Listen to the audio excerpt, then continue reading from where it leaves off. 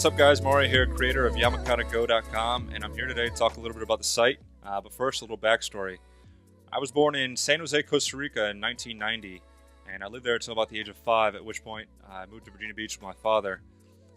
Between the ages of 5 to 12 to 15, really, I took a pretty big interest, pretty big liking in travel documentaries, adventure documentaries, nature documentaries, anything I could find on Discovery Channel, National Geographic Channel, Travel Channel. And at the same time, my father was taking me on trips to Bogota, Colombia, or San Juan, Puerto Rico, and that was it. I had the travel bug. I loved anything adventure, loved anything nature, loved anything travel. So fast forward to 2012, and I'm graduating the Naval Academy, and I'm beginning my career as a naval officer with my first ship out of Norfolk. The great thing about being stationed in Norfolk was that I was really close to family. I was about a 15 to 20 minute drive from home.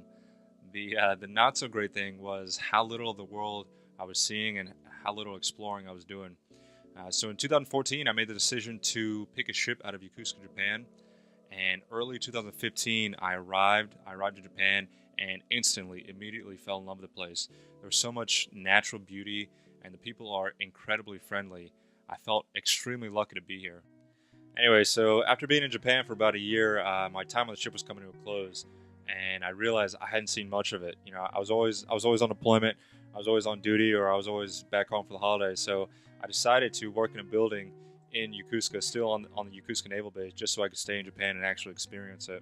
So about 2 months before I was supposed to leave the ship, a good buddy of mine, Pete, we'd explore what we could of Japan while we were in port together. Noticed I was posting a little bit more to Instagram, and I was trying to capture what I could of Japan through my iPhone 5 and send it back to family and friends back home. And Pete says, Mario, if you really want to step your IG game up, you really got to invest in a DSLR camera. And I didn't know much about cameras at the time. I'd argue I still don't know much about cameras. So I messaged another good buddy of mine, Jonathan, who was really into photography and took amazing pictures. And I said, hey man, I'm looking for a camera. What do you recommend? We spent the next few weeks going back and forth about what exactly I was looking for in a camera.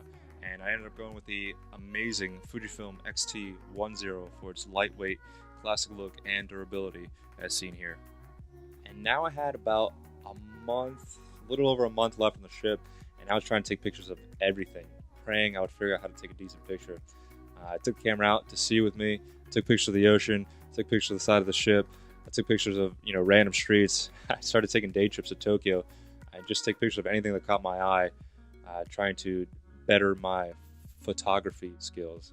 And as I was taking all these pictures, typical touristy pictures of Japan, I just suddenly had this idea, I'm seeing everything of Japan that you're supposed to see, and I'm documenting all the parts that everybody sees.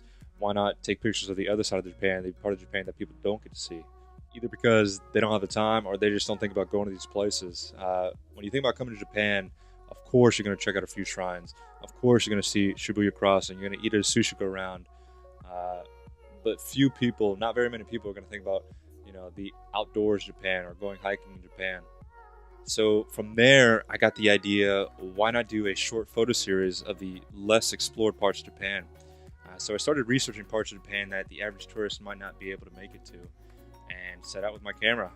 I went up to the northernmost city of Japan, Wakkanai, hiked the highest mountain in Hokkaido. I've done multiple day hikes around Tokyo, and even explored the countryside of Kansai, all while documenting it and publishing my journey into the hidden side of Japan onto yamakatago.com. Alright, so enough backstory. The purpose of the site yamakatago.com is to reveal the hidden side, the less explored side of amazing places all over the world. Right now we're trying to get the most out of Japan's hidden side while we're here, but I think Costa Rican adventures might be right around the corner. Who knows?